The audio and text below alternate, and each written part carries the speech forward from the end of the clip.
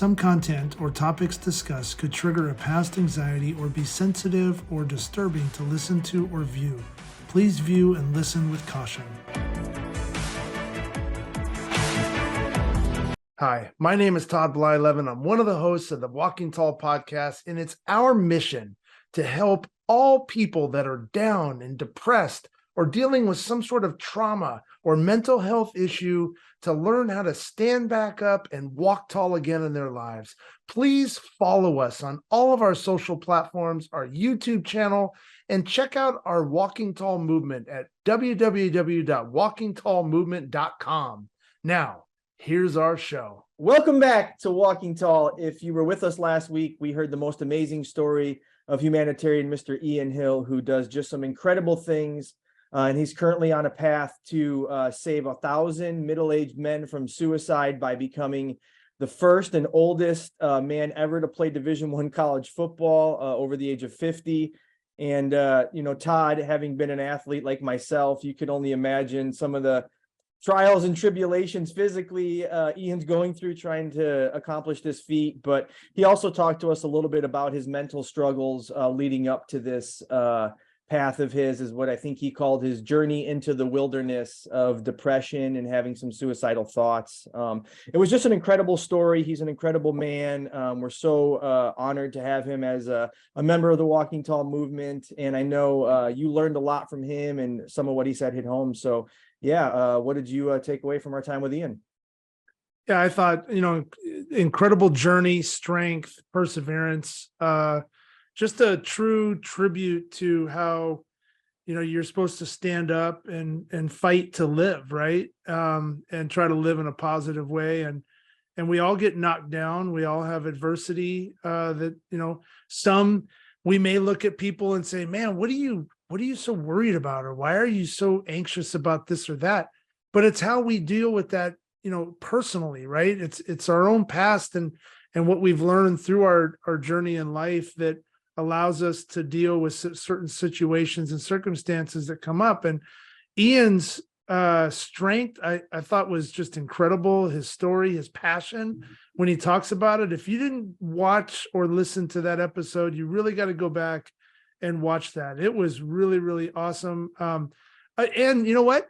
The guy can really snap. He's a good long snapper. So I was watching some video of him and man, he could really play. So I'm hoping he gets an opportunity. I think not only just because it brings great awareness to his cause and trying to bring more awareness to men and women, that are thinking about suicide, but he can really play. I think he can contribute on the athletic side too. So yeah. And if my recollection serves me, I think you also offered to be a linebacker on whatever squad he makes. So I thought he said a DH baseball.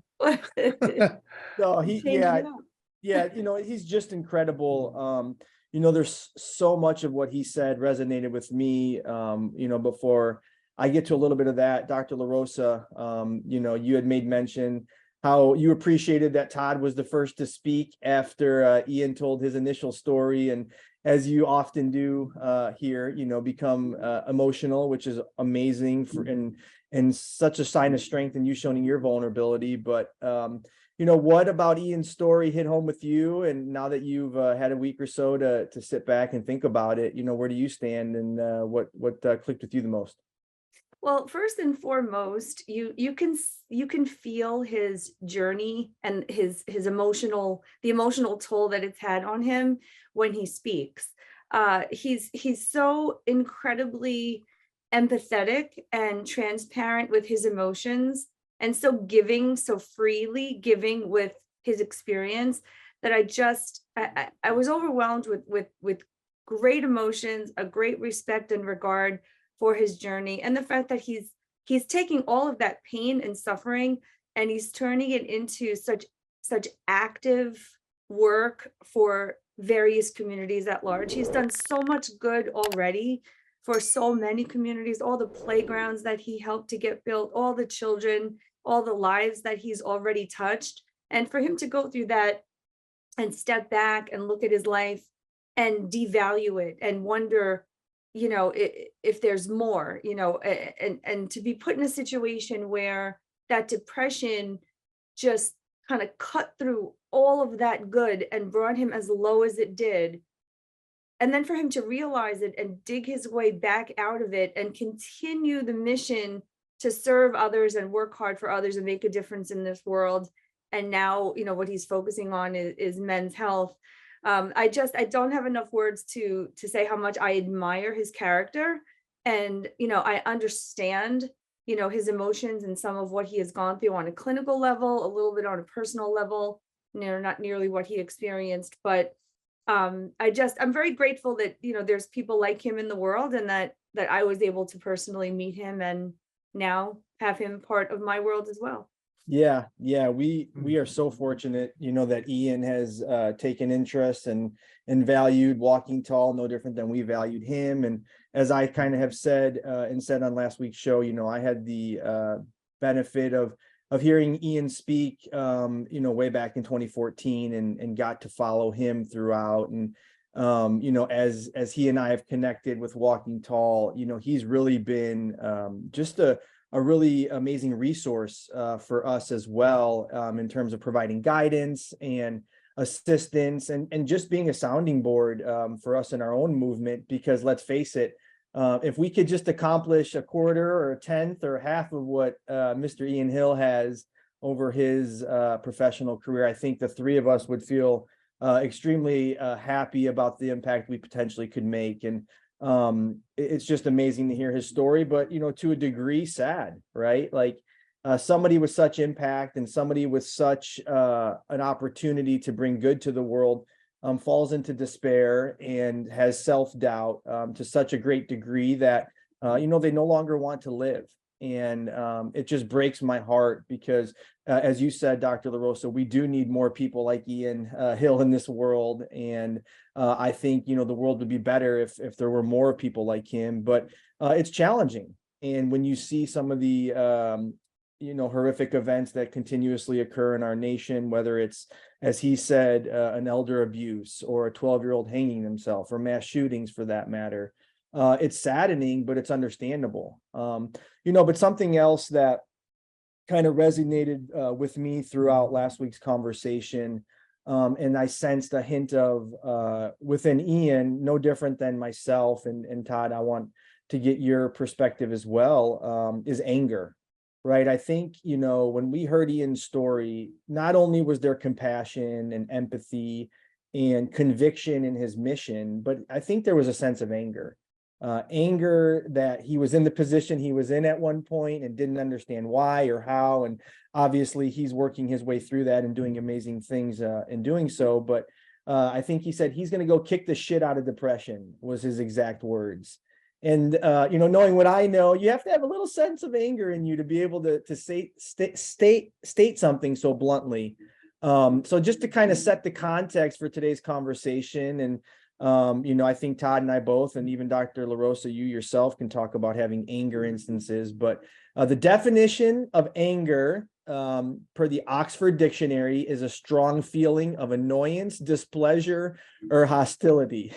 And I just laugh and giggle at that because I think, oh man, annoyance, displeasure, hostility. It's just something we experience on a daily basis. And so there was a sense of anger in Ian, and I understand it. And Dr. LaRosa, if you don't mind, talk to us a little bit about anger and where this spawns from, and then Todd and I will chime in and give some relatable stories that I think will really be interesting for ourselves and for the listener. Yeah, of course. Well, a little bit of anger is healthy. It's normal. There's some interesting research studies that talks about cursing and how cursing, it can be an actual healthy expression of anger. They're just need to put a parental advisory on this show now, Todd. I say this, it's really funny that you say, because when I think it was my son Vito, when he was maybe in, I don't know, some middle school grade or something. I honestly don't remember, but he's always been a really respectful kid. And I don't remember, one of the teachers heard him say a foul word with his friends, I don't know, playing flag football at recess. I have no idea what happened, but he said to me, Mom, it's just a word. It's just a word. Like, and I was like, you're right. Like, and then, when I really, when you really think about it, if you can go in a closet and curse up a storm and then come out of it and it makes you feel better, have at it. I mean, sometimes cursing is a healthy expression of anger. Of course, if you're not insulting anybody, but anger in and of itself is it's connected to the amygdala. So when a person experiences anger, and when a person experiences anger, the amygdala fires up. Okay, and then typically after those strong feelings of anger are experienced, then a behavioral response often follows, right? And it follows in a variety of at a varying level of intensity based on the person's ability to control their behavior afterwards, right?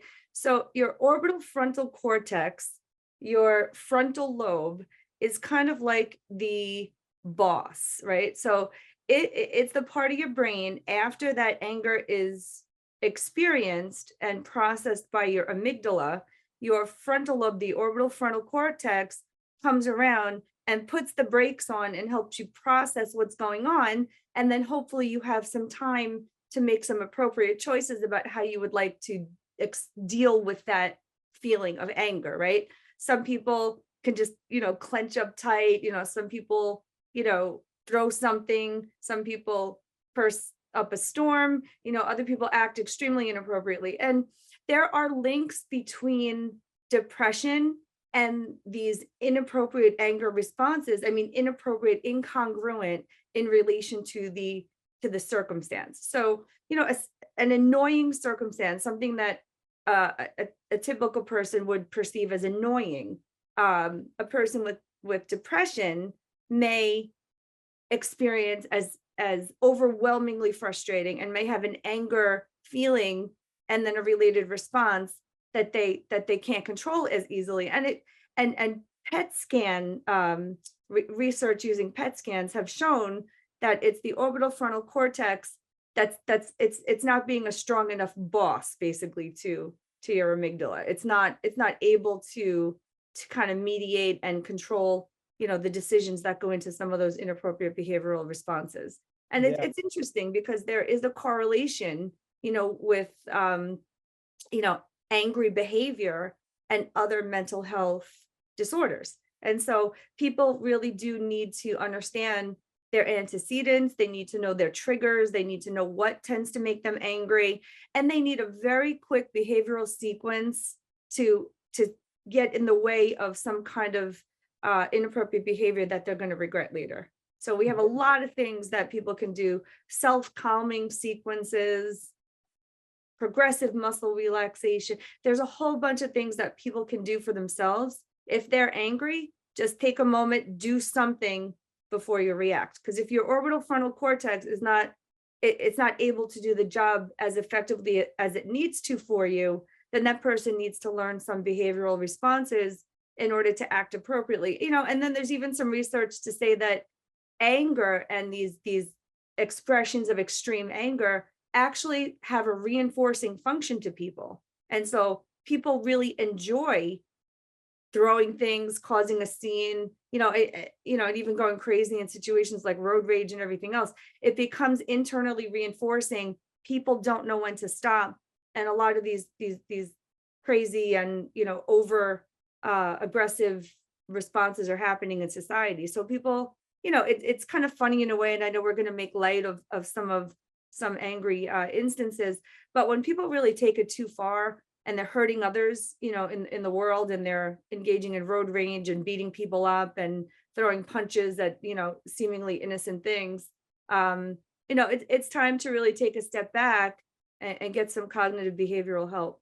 Yeah. And, it's interesting you say that, Dr. LaRosa. I think, Todd and I could think back to instances maybe in our athletic days or as weird as it is to say, pre-mass shootings, right? I think, Todd, you could think back to some of your experiences before October 1st, 2017, and I could certainly think of many outbursts I've had on the baseball field during life pre-July 4th, 22. And those are always, I guess, present, or that's and always something that's a possibility in humans in general, right? But then you add on trauma to the equation, and I think it becomes enhanced. And I'll tell a quick story, Todd, before I give it to you. But this past summer, after my experience, and I think I've said it a few times, and if not, I'll reestablish it. My dad's one of my best friends in life, and there's not much I don't do without him. There's not much I don't consult in him or confide in him, or whatever the case may be. And in turn, he's always there for me. And, whether it's a phone call or a check-in, whatever the case may be. And one instance this past summer, after my experience, we were having a conversation, and no different than he always does, he's attempting to spin the positive of a bad experience and try to say to me, Chris, stop and think about, all the positive outcomes that have already occurred and that will continue to occur. And this was way before Walking Tall, right? It's almost like he had a premonition. But as he was being positive and being my cheerleader, if you will, I basically stopped and told him off. I told him to F right off, and to, we had some words that are just uncharacteristic of me. And I have great regret, over that conversation, because it was an outburst just in that. It was something that was uncharacteristic, but I was so unable to control my emotions. I was so unwilling to hear what was being said to me. And my immediate response was anger, outlashing, and saying some hurtful things. And it's just unfortunate that not only do humans in general have, at times an inability to control their anger, but you add experiences like ours, Todd, it becomes really a challenge. And I don't know if you've had similar experiences, whether it's been pre-route or after, but yeah, please, I'm sure you've had some similar circumstances. Yeah, good example, Chris. And, I think obviously we've all needed our orbital frontal cortex, our boss person inside our brain, to have more training and maybe more experience in certain areas of our life. I think back, when I was playing, obviously, I was always taught when you cross that white line, you can become the beast. That's your time of seconds of violence, right? And it's this rage that you're allowed to put into throwing a ball or hitting a ball or tackling or hitting something. If you're playing football or any type of sport, you're taught that moment in time, the 2 seconds, the burst of anger that you need to produce to perform at the most optimal level. It's what you're trained over and over and over to unleash the beast, and then to take that into society. My dad would always say, hey, when you cross back over that white line, you become your nice self again. You become polite. And so you learn that constant back and forth of anger, nice, anger, nice. And you learn how to shut it off. But to your point, Dr. LaRosa, I know I look back in time, when I was always a big guy. And so, we go drinking with the guys and stuff like that out at bars or whatever. And you always get some guy, one of your buddies, that runs up to you because there's two bigger guys that are chasing him or want a piece of him. And so he hides behind you, and you got another big guy like Woody, me and Woody would always, end up kind of being the big guys and force, some throwdown a little bit, and you mix it up. I want to hear these stories more than anything, Todd. Yeah. So, but, and some of it, I don't think I ever really started a fight, which was good. But I think the times that I really got angry and I'm embarrassed of some of that stuff, maybe arguing with your wife in a stupid situation. Maybe you're drinking too much and you let it loose and you don't stop, and you're like, God, and when all of a sudden things calm down and you're able to like reason and question why the orbital cortex, frontal person, your boss, wasn't there to like block that. And you get mad at yourself because that's not who you want to be in life, right? But you let that go. But I was depressed. I was not in a good place, like emotionally. I was depressed after baseball. I know in that time frame, I probably got angry a lot, not only at people, my annoyance level, like you just hit it on the head, Dr. LaRosa. When you get annoyed, yeah, there's a, like now in life, I'm so much more calm now. My faith is strong. I don't let things bother. The incident we went through, what else can we go through in our lives that could be worse? So I'm able to like bring everything down to a really calm level now. I don't get angry a ton. But when you are depressed and you have a lot going on, I could definitely see now when that anger is amplified. And for me, and I know we'll probably go into how we deal with that later, Chris, so I'll probably hold on that. But, I thought what you said, Dr. LaRosa, was really, really interesting on the depressive part and how that really can affect. But Chris, do you feel that too?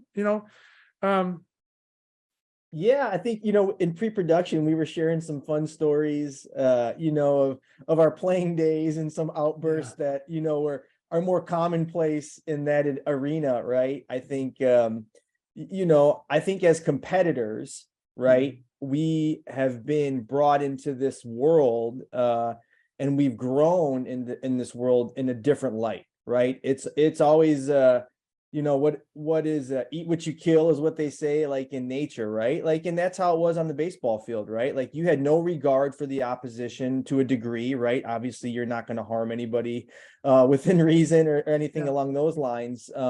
But you had little regard for other people. And so when things weren't going well, you would get angry, right? And so I think as athletes, as men with different chemical makeups, things of that sort, we're also prone to various types of outbursts and whatnot. But then you put the trauma that we've experienced, Todd. Yeah, I mean, it all just kind of becomes one unmanageable concoction at times, if not for mechanisms, if not for therapy, if not for taking some time for yourself, if not for learning from folks like Dr. LaRosa. And it just all makes sense, and while we can be angry about various things, even last week, Dr. LaRosa, you said, that you were angry about some of the lack of resources you were seeing in the autism scientific world before you started helping hands, I think, if I recall. That's a different type of anger, right? That's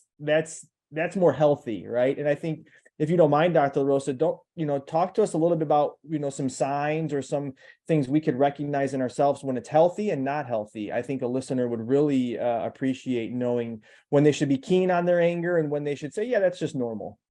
Yeah. Well, first of all, Todd, something you said really sparked a thought in me, and that is you learned really great emotional regulation skills by going on the field and having a certain understanding about anger and how to channel it, and then off the field. So the ability to have that distinction really strengthen your emotional regulation skills. And I think that's just a really cool thing. Like I have never been an athlete at your level, either one of you. I got sick early in high school with a bad case of mono, and I had to kind of drop out of everything for a year and a half. And that pretty much ended my gymnastics and track career, early on at about 14. But, I was just joking a little bit with Todd and before, we started, how I used to participate in MMA, and it was so fun, just letting all my anger out and, beating up the bag. And, when you're learning it, in a real sense, you're imagining a possible assailant. You're really putting yourself in a situation of potential danger, and you're learning how to deal with that as effectively as you possibly can. I mean, obviously someone my size is never going to be as effective as, someone like Todd, or you, but, a few Linebacker. You never know. a few techniques, to keep keep yourself safe, I think that's a valuable tool for everyone to learn. It was a really healthy expression of anger. And so how do you know the difference? It's really, again, something that Todd talked about. It's when you could reflect back on your behavior and you say, wow, I really regret that. What the heck's wrong with me? Why didn't I just, zip it 15 minutes ago kind of thing? Why didn't I just walk away? There have been times, like for me, if I'm really super frustrated with the kids, now this is actually funny, sometimes I've just absolutely lost it with that Xbox. Like, it's like, how many times do I have to Put say, it away. I've taken the thing out of the room and I go out and I just go, I'm walking up to my street with the thing in my hand and both kids are just standing at the front door staring at me like, what the hell is she doing? And I put it out in the garbage and I'm like, that's it. Like it's just, and they're just staring at me like and all of a sudden I just saw the looks on their faces and they're looking at me like mom's insane, and then I'm thinking, oh, wow, I think I probably just overreacted a little bit, I should calm down. Or I throw like I've thrown a few tantrums and then all of a sudden Vito starts laughing at me. He's like, Mom, did you really just stamp your feet like a 5-year-old? I'm like, I think I did, but, I mean, sometimes you laugh at yourself when you absolutely just lose it and have a complete meltdown, and there are physiological factors that go into this too. I mean, you're not eating right, you're not sleeping right. There's a lot of things, but there really is a correlation with depression, and anxiety. And people really, again, this is why we talk about give yourself a break. I mean, if people have done things that they're not, we're making light of it, but I'm sure that people have done things that they're really not proud of. And, people have really hurt people, said the wrong things, gone too far, and really just, it was Chris Brown that told us the story about how he got in a physical confrontation with a friend of his after he came back from war. And you could see how it broke his heart that he did that. And that's why I love what we do so much, because people come on here and they tell the most vulnerable stories about themselves, times not just when they did everything right, but when they screwed up and when they need forgiveness. And that's what we're here for. We're here to share so many stories that there'll be someone out there that can latch on and say, wow, that person sounds like me, or I've done that too. They were able to forgive themselves and move on, and maybe I can do the same thing. So, people, like I said, when they find themselves feeling out of control, and or when other people are coming to them and saying, listen, your behavior is just not acceptable. When life in the daily sense is giving you feedback that what you're doing is not right and doesn't fit in, and it's sort of becoming an impairment in your functioning, then people should know that it's time to consider that maybe something else at a deeper mental health level is going on. And cognitive behavior strategies are fantastic at fixing these things relatively quickly. People don't have to be victim to their behavior. And a lot of times, like I said, there's a little bit of an addictive component to this anger. Some people really get a high off of it, and they have to let that go, and they have to do the work to be a better person, and strengthen that orbital frontal cortex and strengthen the boss within, the executive function boss, to come out and really be a good leader. Yeah, you actually stole the example right from underneath me, and I was thinking, no, that's great. That means we're on the same page, and we're thinking alike, which is awesome. And I was thinking just about how vulnerable Chris made himself in telling that story when he got into an altercation with one of his best friends. But from that came his father then sitting him down and really guiding him to some therapy and to getting some help, and no different than we try to do here, right? I think we as you said, Dr. LaRosa, are all about sharing stories of vulnerability to prove our true strength. And anger at times, while it's intended to show strength and intended to, prove a point, it could really be harming. And I know, I had another example, which, has really caused, me to be more cognizant of where I'm at with my, depression or anxiety. I was hanging shelves in my daughter's bedroom, and by nature I'm a perfectionist. I want things to look good.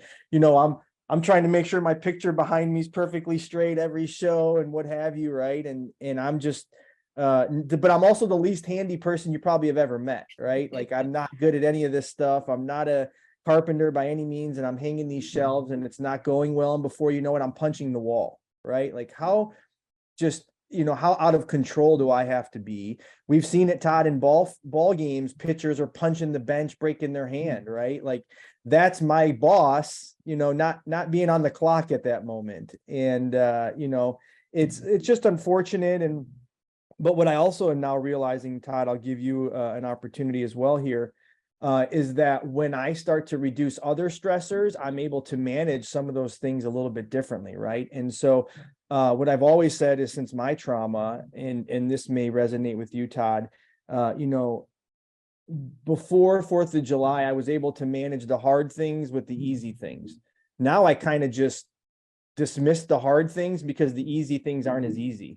And, and that's no different than hanging a shelf. Before you know it, I'm gonna start punching a wall. So I'm sure you've had some examples yourself after a route or even before that, really resonated so far.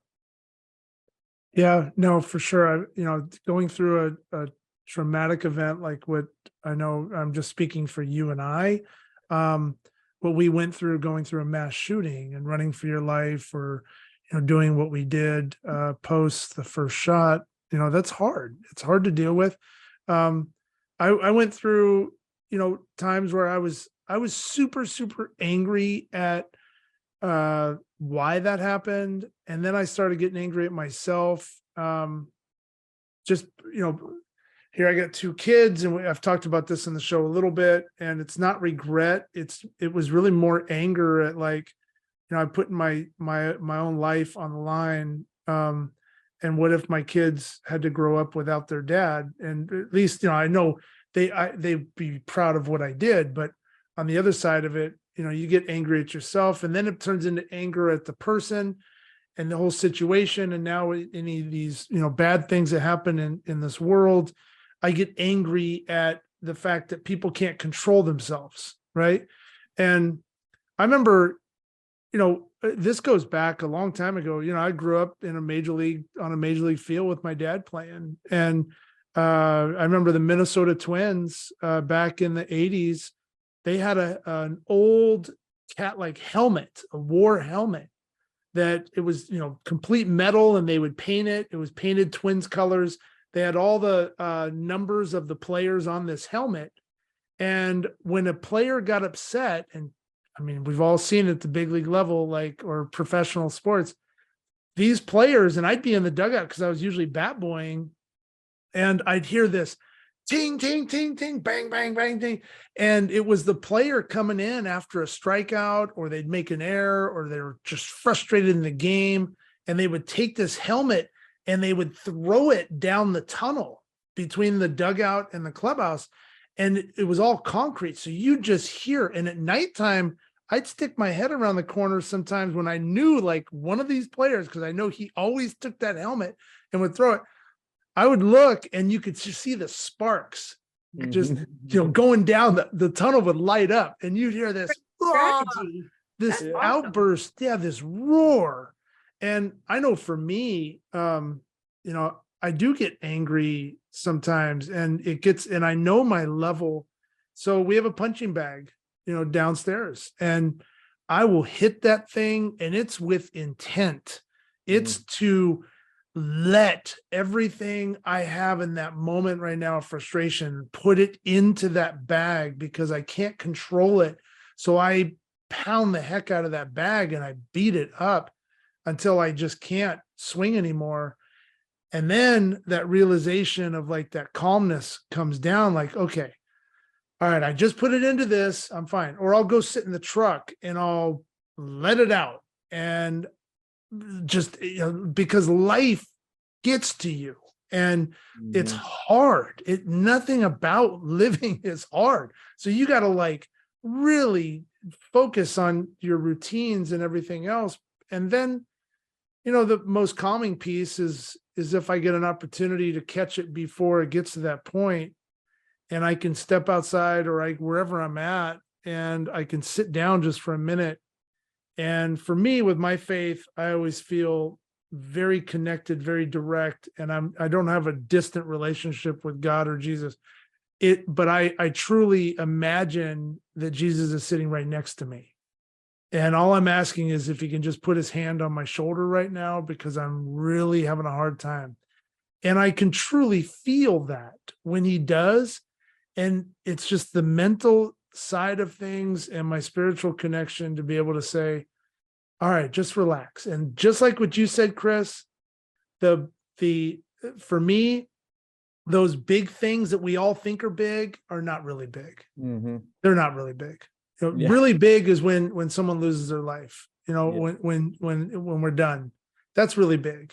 So there's, that's kind of my outlook on how anger even today still kind of can catch up to you, even as much experience as what we've had and going through all the traumatic events and listening to people like Dr. LaRosa and going back. I'm going to go back to Diane and see her. I texted her, a while back and said, hey, Yeah. I'll probably end up getting a couple sessions with you. It's okay to be vulnerable. But the mental health side of it, what you said, Dr. LaRosa, in the very beginning, I think that's really, it really sheds a lot of light on why we get so mad sometimes. And, you think about the times you got mad outside of sports or when it was acceptable, but you probably just were in a dark place, you probably just felt like shit. And Yeah. something happened, so. Well, no, Todd, I'm glad to hear, you took that step and, I reached back out to Diane and, wanted to check in and, it's important for all of us to do that. And the three of us and you as a listener, please, at any time, if you have a resource available, reach out if you feel like you may. But speaking of, resources and, I've alluded to Lou, who's my angel. And as you were talking about a punching bag, it brought me back to one of my first therapy sessions with her. She brought out what they called this damn it doll. Have you all ever heard of one of those? It's like, it's a doll and it's like, it's almost like a voodoo doll. And I'm like, well, I'm not putting pins in this thing, but so she kind of guided me and she said, pretend, that this doll was the killer in my experience. And how would you talk to him? And how would you treat him? And, now how are you feeling? And she was asking me poking, prodding questions. And before you know it, I was swearing at this doll. I was punching it with all my might. I was twisting it as hard as I could. I was trying to rip its arms off. And I never knew that I was bottling all that up, in my session that time.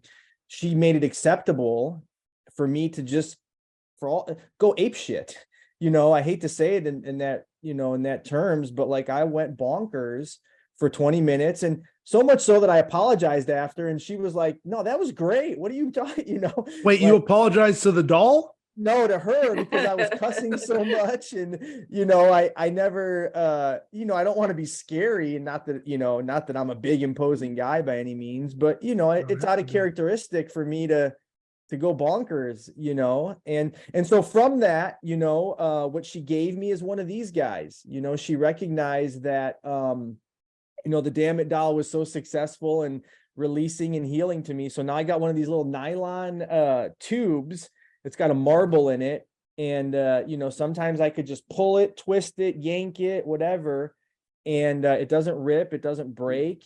And then the marble in it, I could push the marble up and down and it kind of gives me some of that force outlet because I can't carry a punching bag around with me at work or at school with the kids. So yeah, it's been a really shadow boxing. Yeah, exactly. It's been a cool, I just keep it in my pocket. I put my hand in my pocket and it kind of helps me release some of that anxiety that's growing. And when I feel it in myself, it's a tool. And Dr. LaRosa, I'm sure there's a plethora and a cornucopia of tools you would subscribe or prescribe, but what are some other ones that you're aware of that maybe a listener should try to familiarize themselves with also? Well, I truly just love how the conversation has gone into a place where a healthy expression of anger is supported rather than telling people just to suppress it. Yep. Because these are human emotions and there's a time and a place for everything, and understanding when those emotions are expressed, it's a release, it's a tapping into all of the negative stuff that you feel. The danger zone is when it's not predictable. It's the danger zone is when the nuances of life happen. I don't know, you walk in with a bag full of groceries, the bag breaks and you drop all your stuff. Now, at that particular time, I'm not going to go into my garage and get a baseball bat and destroy my car over it, you know? I mean, I definitely might have a plethora of interesting curses that I'll say, you know, but What would they be? Can you tell us? I'm just kidding. I've had some very interesting conversations with Siri. I'll leave it at that. I thought Siri was going to automatically dial the police. I was just yelling at her so much. You know, but if we can't laugh at ourselves, what can we do, right? That's right. Yeah.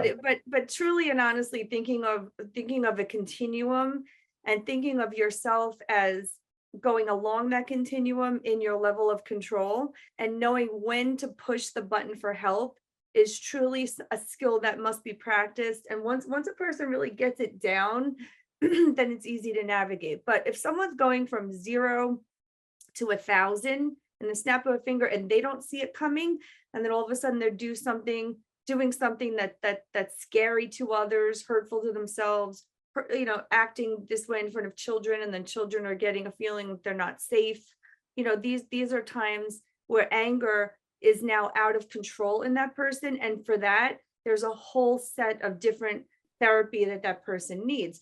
There's also things, if you get more into like a clinical side of things like intermittent explosive disorder, things like, or if a person has a traumatic brain injury for a period of time, the orbital frontal cortex, you know, for whatever reason might have been damaged, the frontal lobe, and they don't have the ability to kind of be that sensor and be that stop point to kind of take that anger and reduce it back down again.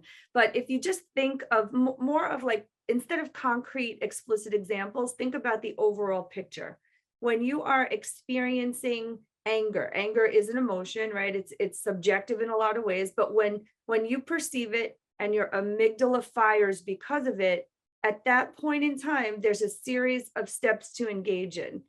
First is trying to understand where you're at, putting yourself on a scale of 1 to 10. And if you know that you're feeling anything over a 5, that's when you need to employ crisis strategy. That's when you need to get yourself out of the mix, put yourself in a safe, quiet place alone where you can't do any damage to yourself or anybody else, and practice your calming techniques.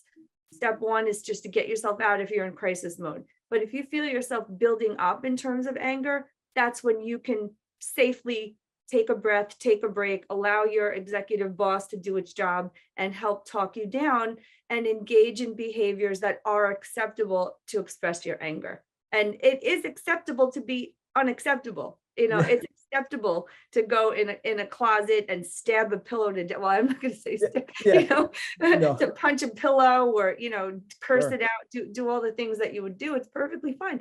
You know, and there are some times where you can even laugh at yourself, you know, if you get to a certain point and you know that you've been in a place where your anger is just getting really, you know, to a place where you're just saying and doing things that are making you sort of act, I guess, in a way that's unbecoming to oneself. I'm trying to put this very politely. Sure. You know, it's time to take a look at yourself and realize that this is not the person that you want to be, and you don't want everybody else around you, your loved ones, to perceive you in this way.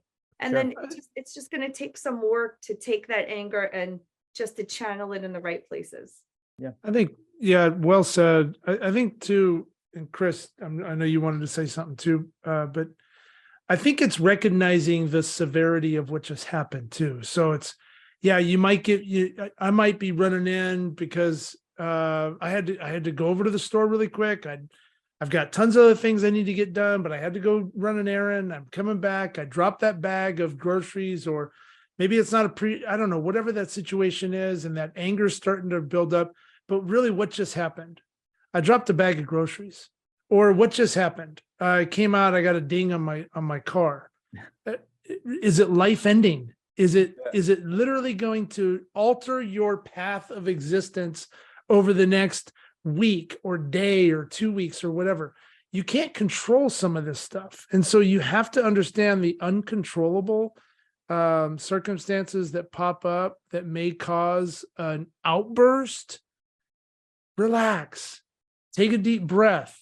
laugh about it at times, even though it really sucks and not everybody's got tons of money. So dropping that bag of groceries could end up altering your eating habits over the next week or whatever it is. And yes, you're upset with it, but relax. Or that altercation that you might have with a bank teller or a kid at school or something else.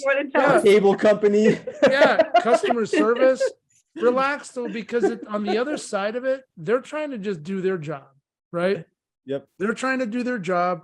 They're not trying to be jerks. They're also going through things. Kathy would always tell Gracie, and it stemmed from Kathy's mom, just an amazingly smart, experienced woman, God rest her soul.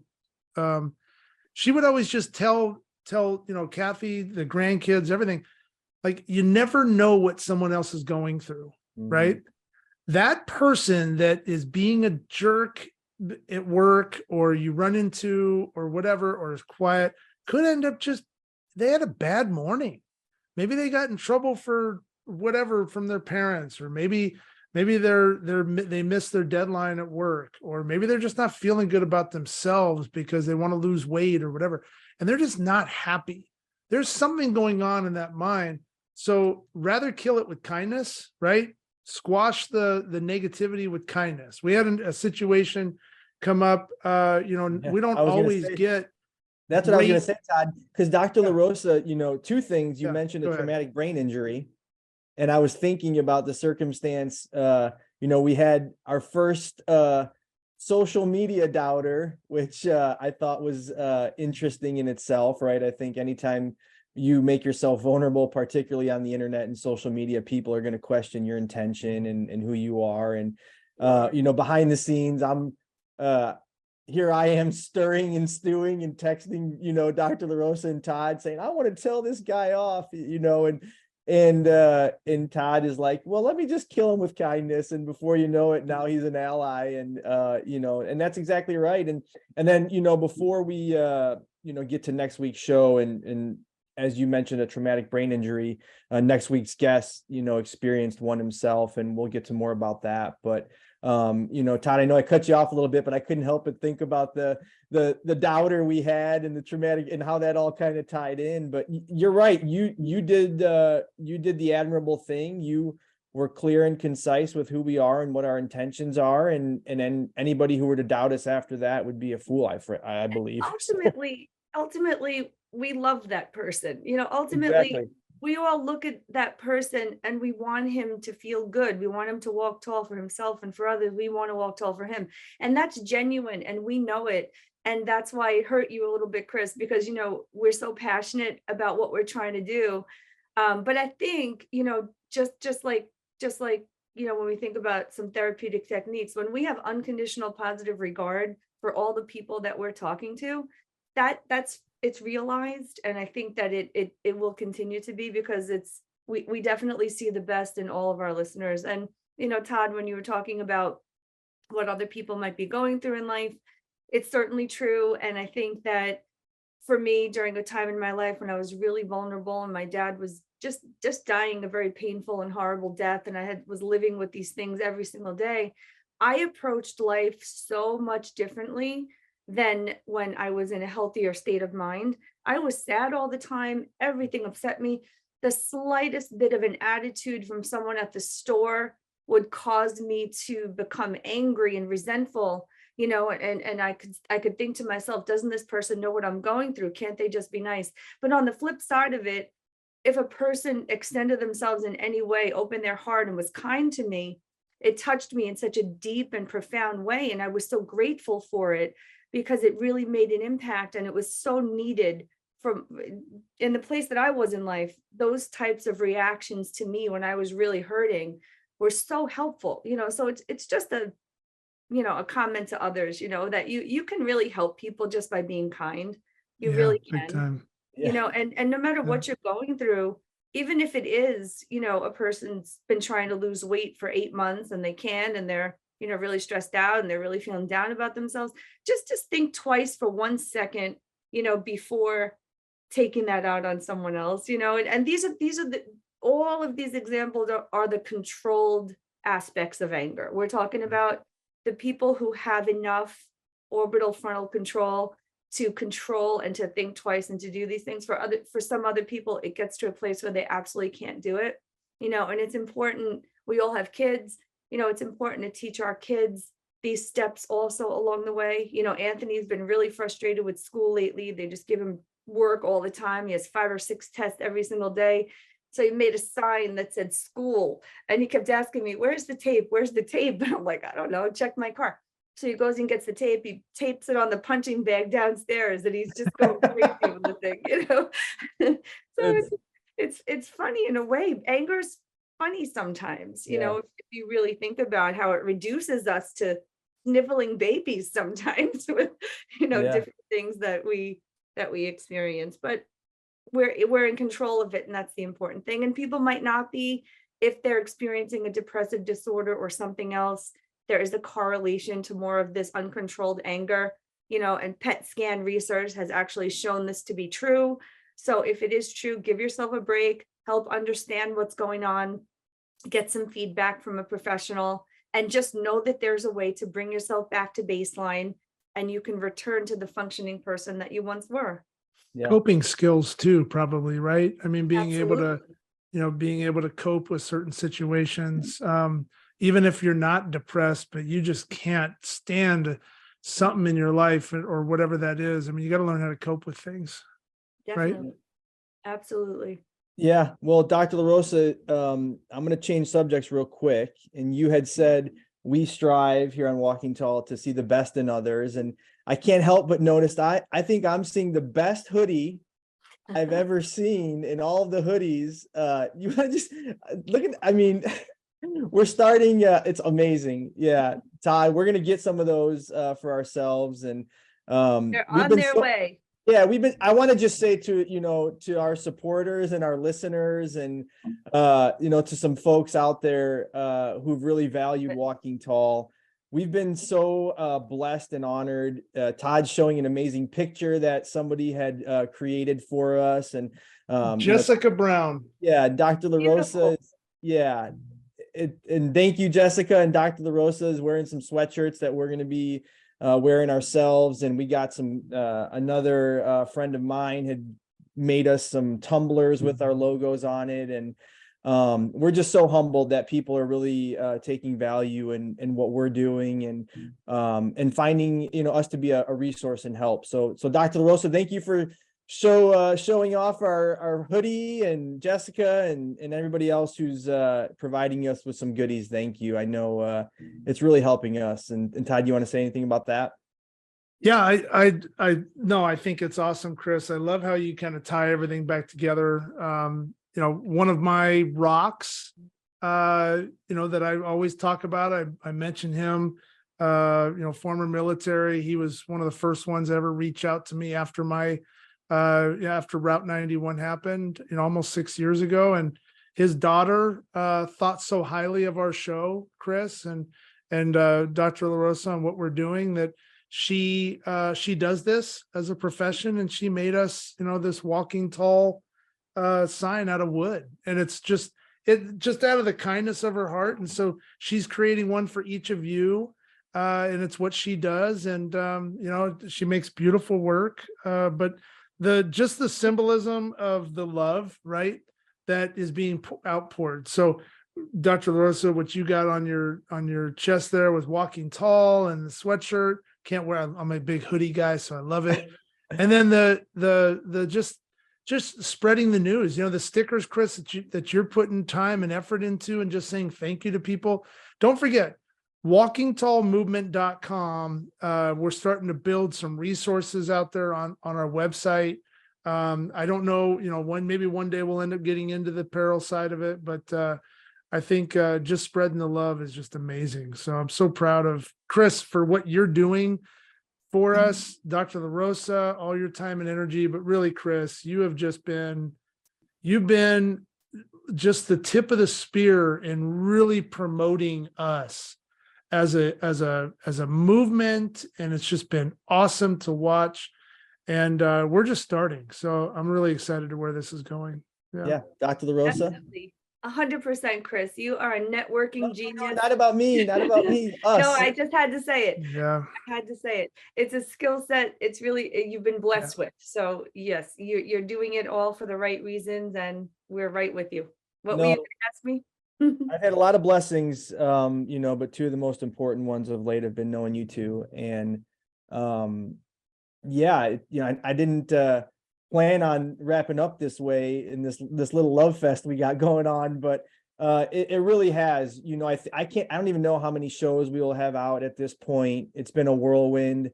I think we'll be over 10 it's just been amazing. The outpouring of support and love and proof that we're actually helping people has just been tremendous, and we're going to continue to do so. And then, like Todd said, please go to our website, subscribe to our mailing list. We'll start sending out some resources shortly. And if you want to see or you want to suggest anything on the show, please info@walkingtallpodcast.com. We want to make this a resource for all of us. And like I kind of say on my LinkedIn profile or Twitter or whatever, like, we want to make this the world's largest peer support group. And we have other aspirations to come in short order, but hang with us. And it's just been amazing. And so thank you both. And thank you to our listeners. And I want to just encourage everybody, tune in next week when we meet Mr. Amir Fakhari. I alluded to traumatic brain injury, and unfortunately, in his high school days, Amir suffered one himself on the football field as a student athlete at Highland Park High School. But like all things Amir does, he persevered and recently graduated college at North Park University and is going on to become a physical therapist. But due to his injury, he has had some significant mental health hurdles, of which he's going to discuss with us. And most importantly, how he's walking tall for himself and for others with traumatic brain injuries, amongst many other communities. So I want to encourage you all, tune in next week as we get to meet Mr. Amir Fakhari. I love these shows, these conversations with the two of you. I certainly love guests, and I love to get to meet new people. But when we kind of have these organic conversations, I just walk away feeling so great. And I hope you as a listener do as well. And Dr. LaRosa and Todd, I can't thank you enough. And so before we sign off, there's one more thing we always tell listeners, and it's walk tall. So Walk tall, everybody. Great week, and we'll talk to you soon. Thanks, everyone. Walk tall. Walk tall. We'd like to thank our sponsor, The Balance Project. Check them out at www.thebalance-project.org. Thank you so much for being a proud supporter of the Walking Tall movement.